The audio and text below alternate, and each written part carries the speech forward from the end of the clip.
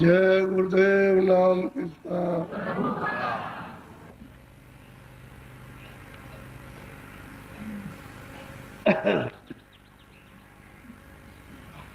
संतन की गति कस कस गाऊं, अस कोई देखी पर नहीं ठाऊं। अब गोस्वामी महाराज कहते हैं भाई संतों की महिमा किस प्रकार से किस विधि से गाई जाए, क्योंकि उनके गाने के लिए कोई चीज तो है नहीं है।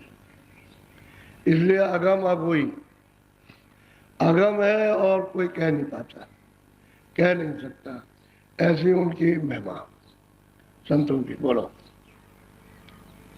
मोरी मत नीची माहुर सींची, संत चरण की लार। अब कहते हैं कि मेरी मति बहुत मतलब है ओछी थी, मति बहुत गंदी थी।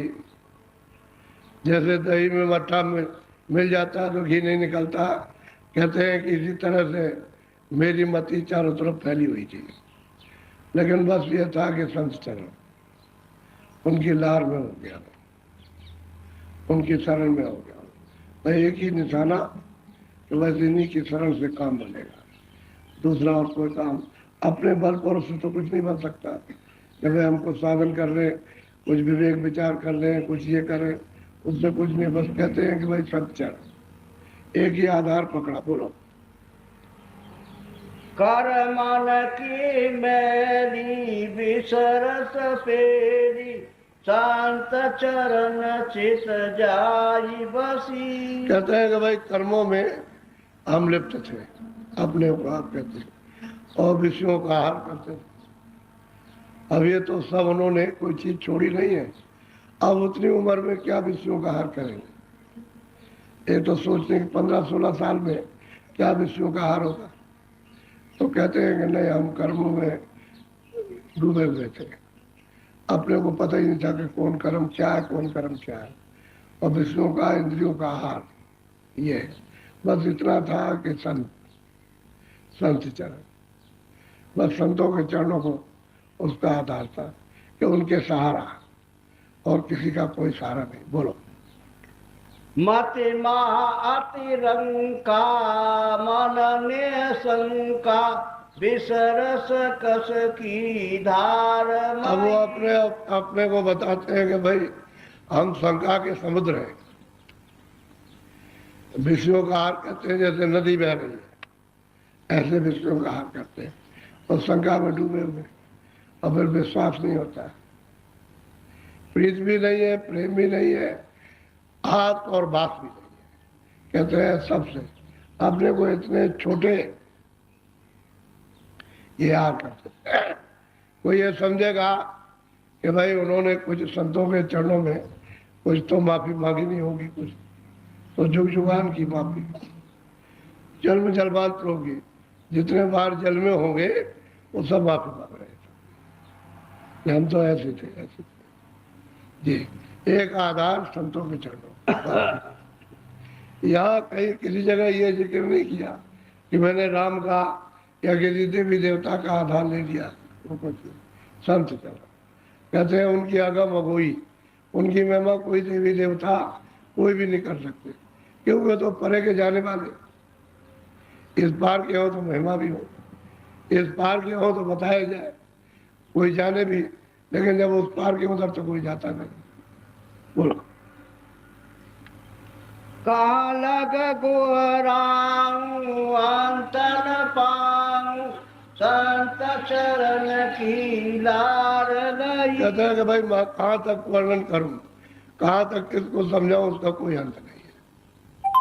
संतों का कोई अंत नहीं है, वो तो बेअंत है, अपार है, बेअंत है, कहें कोई कुछ उनके बारे में कह नहीं सकता। अब कोई अगर वेशभूषा बना के कह लगे मैं संत हूँ, तो इसको तो संत नहीं कहते। संत कोई जात पात या किसी का मकान का आदमी का नाम तो संत नहीं। संत तो उसको कहते हैं जिसने मालिक को प्राप्त किया, उसका नाम संत है। तो उसको कोई जान नहीं सकता। तो वो कहते हैं कि मैं ही नहीं जान सकता हूँ। उन्होंने कहा, बहुत लोग कहते हैं मैं संत को जाना, तो गोस्वामी जी कहते हैं तो उसी कहे कान पर हाथी। मैं तो समझ नहीं पाया, मैं तो जानता नहीं उनको, और लोग कहते हैं कि मैं जान गया। यानी सब कुछ जानने के बाद में कहते हैं हम नहीं जान सकते। बोलो।